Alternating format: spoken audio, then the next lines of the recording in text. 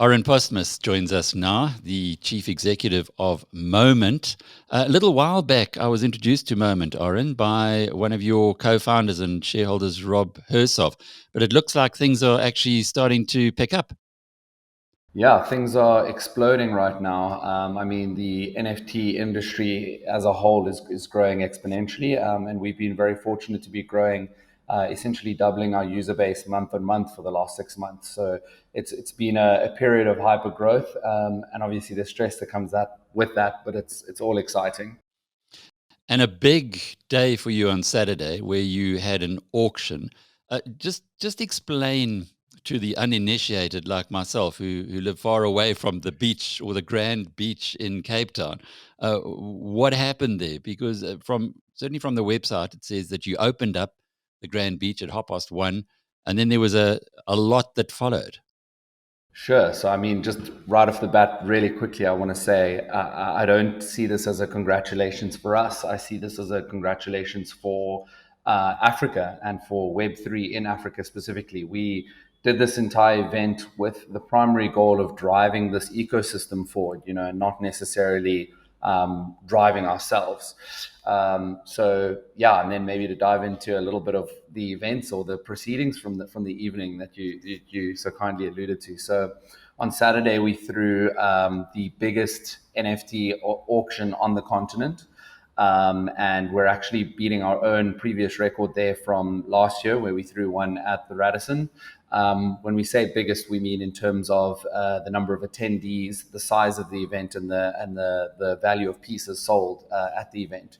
And the reason why I say I think it's such an incredible achievement for us as a country is because we auctioned off Nelson Mandela's original warrant of arrest, which I think is just such a great thing because we're bringing our history and our heritage into the metaverse.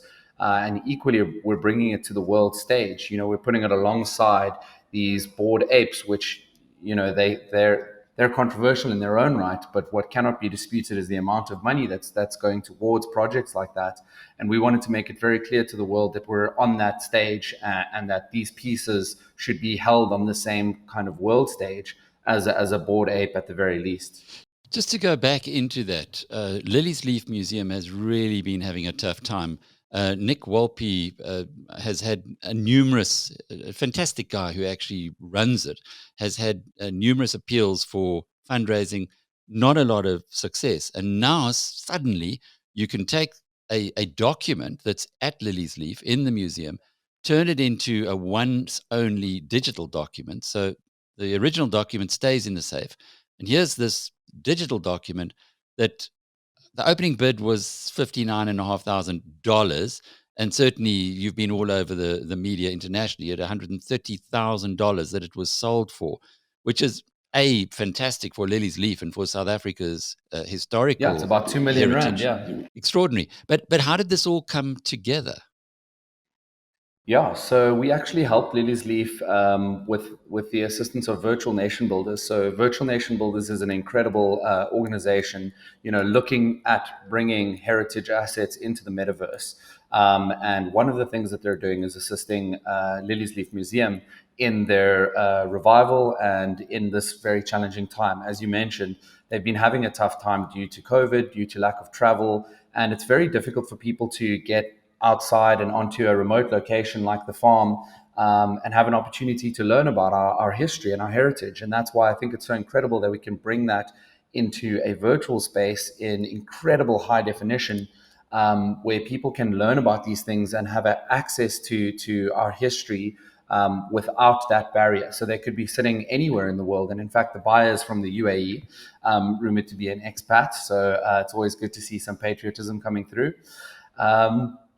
So it's really cool to give Lily's Leaf an opportunity not only to keep jobs, and that's something that I don't want to just breeze over.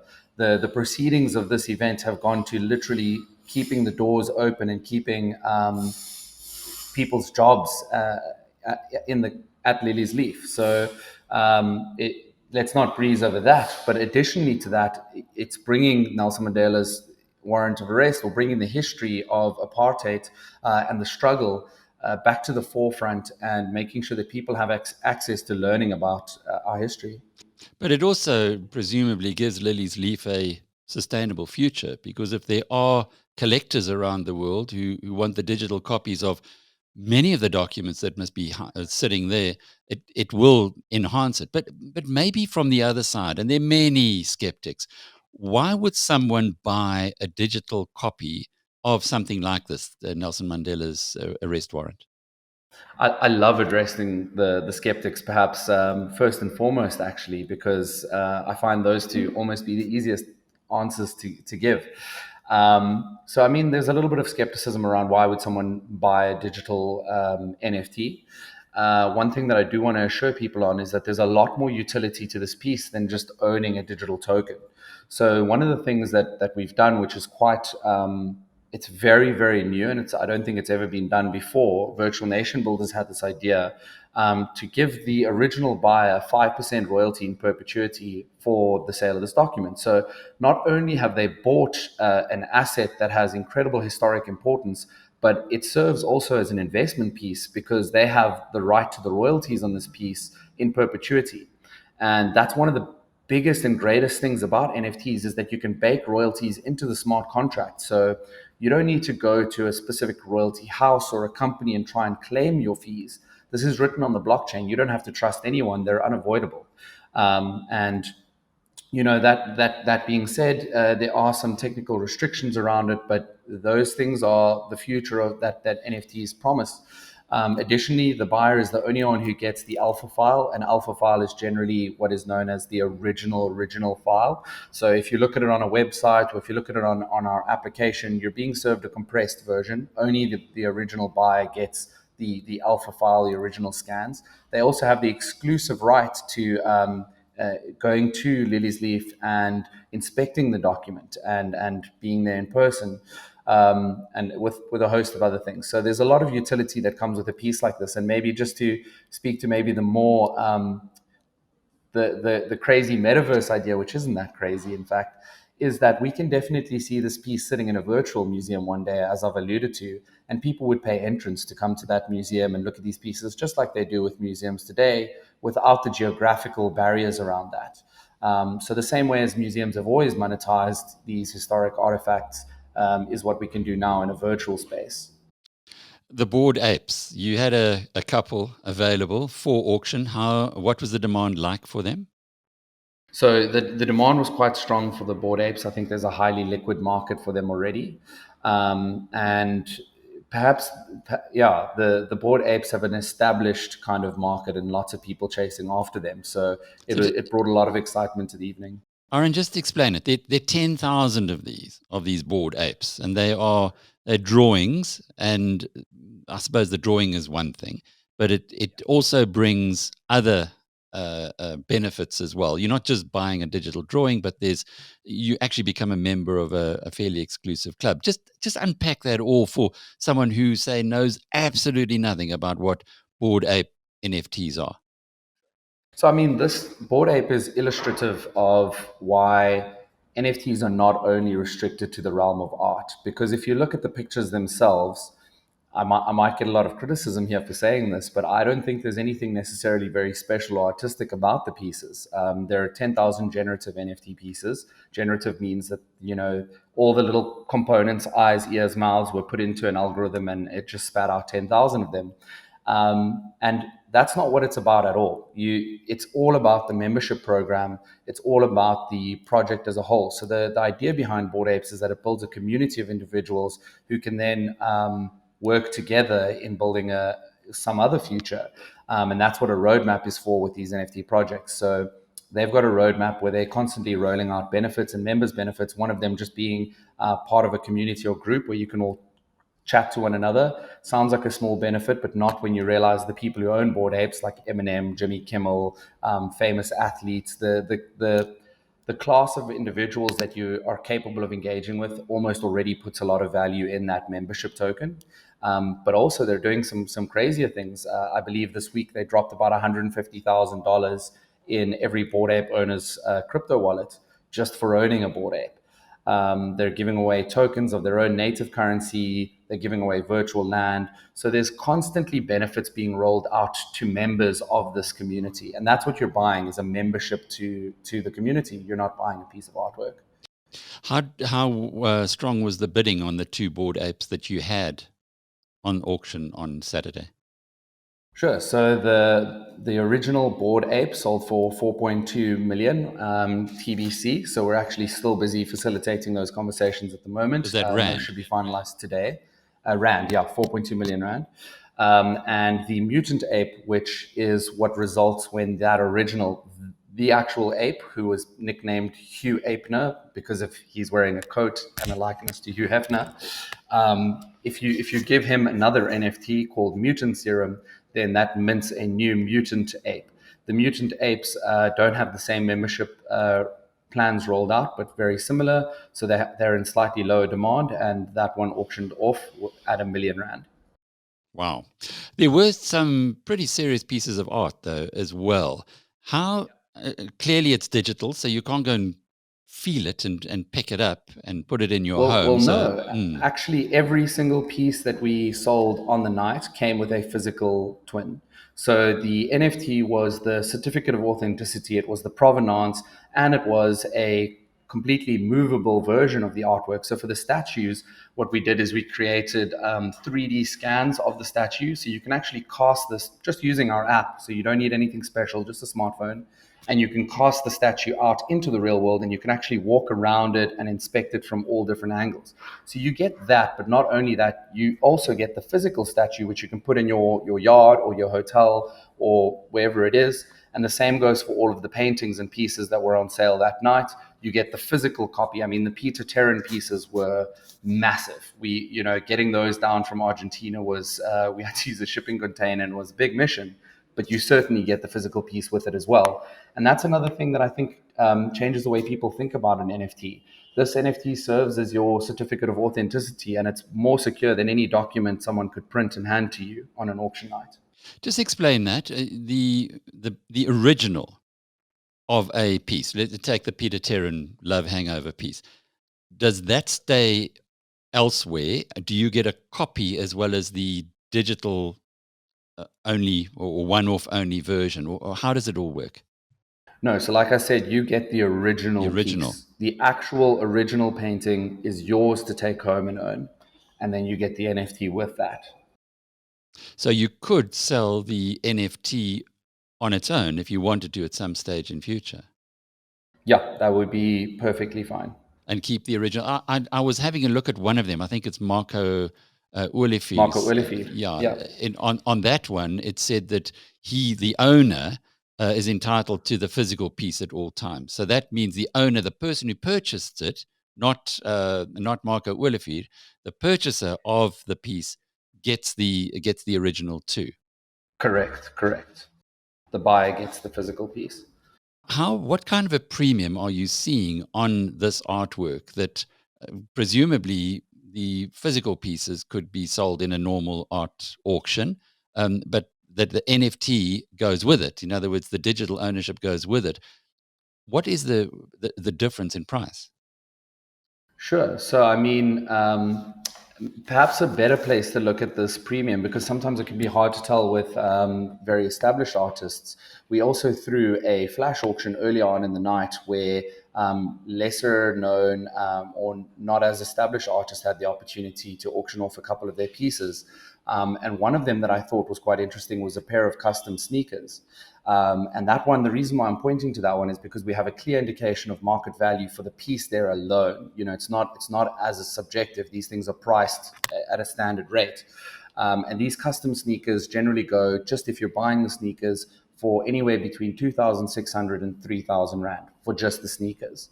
And on the night, because they came with a unique piece, an NFT, it sold for 4,350 Rand. So then it's very clear to see this little bit of a premium that comes with having a token on the blockchain as your certificate of authenticity. Where's this all going to, Ahren? It's interesting to see. You guys had a very successful auction, as you say. I remember when Rob Hersov told me first about Momint and the creation and why he was invested in it and felt that there was a big future. If you were to say on a journey between Cape Town and Johannesburg. How far along the road is the whole NFT story if you've just left Cape Town? Oh, I think we're still in town. We haven't even left the Western Cape yet. If that's just your measure of the road. So something that we've always said from day one is that we're in this for 10 years, not 2 years. And so many crypto companies or people getting into crypto now, I think, have the wrong perception. They're getting in this for 2 years or less even. They're trying to just suck as much money as they can out of this because they see it as a money making opportunity. But what we see this as is a fundamental technology that's going to change the way we work and change the way industries operate. And we want to position ourselves as ideally for that. And we're very passionate about the changes that Web3 or blockchain technology presents to the world. We believe that all people are creators and that we need to have an ecosystem in which creators can actually be sustained. I mean, this show is a great example. Facebook and Instagram are great examples. All of the current infrastructure that we have to sustain creativity, and when I say creativity, I mean podcasts, making an online workout program, artwork, digital asset creation. All of these things are innately human creativity. So even radio is creativity, and the only way we support that right now is by harvesting people's data and mining that data to sell ads better. And when you put it that way and you realize quite bluntly that that's the reality of the world right now, it's actually quite scary. And that can be quite a shock, for people to just think about it that way. Every time you post even just a picture of your food, you are a creator and you're creating value.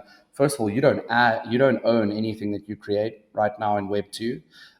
If Twitter or Facebook deems that your post is not great, they can just take it down. You don't truly own that. You can't monetize it. People can't buy the copyright to those things. And it's not a sustainable way to have creators exist. And I think especially as automation becomes more and more of a reality, we need to realize that humans are going to be doing less tedious things, and we're going to have more time on our hands to actually create and to consume the creation of our peers, right? So we need an ecosystem that supports that effectively. And I think that's what Web3 really presents for us.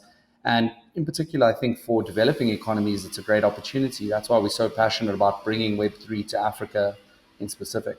So we're still in the Cape Town suburbs on this journey to Johannesburg. We're still in the Cape Town suburbs in this journey for sure. Just to close off with, what was the total turnover from the auction on Saturday? So total sales from the main auction was about 8.1 million rand. And how much of that was local? So from that, the Nelson Mandela piece was local. Well, all of the proceeds are being, all of the money is being processed through a local company, which I think is already a benefit. We're bringing foreign direct investment into the country. So there is that. But when you say local in terms of Purchases, the actual artworks, the in buyers. terms of the actual, No, the buyers, Mm. I would actually say about 50-50. 50% was local and 50% was international. And when I say local, I mean Africa in total, not just South Africa. So the South Africans are starting to get the NFT bug or catch it. Yeah, for sure. Well, actually, at our first auction, almost all of the buyers were South African. So there's definitely a rise in the local market as well. And clearly, this isn't all you do. You don't just build up for one time a year to have an 8 million rand auction. What else goes on at Momint? For sure. So actually, the main thing that we do is our application, which is all about accessibility in NFTs for all people. So the app is where individuals can upload and create their content and mint it as an NFT for free. We were actually the first people in the world to offer that service for free because gas fees can be. So for those listeners who are unaware of what gas fees are, gas fees is essentially what you pay to create an NFT on the blockchain, because this processing power needs to be paid for all the nodes and computers around the world who are processing that transaction. So we actually fund the first mint. We bear that cost so that we can have higher levels of accessibility. So anybody with a smartphone has the opportunity to mint their piece as an NFT and start selling their works on a global market. So that's what we do as our main bread and butter. That's what we do. And these auctions are really just to drive the ecosystem forward and to bring a little bit of attention to this ecosystem. And like I say, towards that app and our main purpose, which is accessibility and utility to everyone.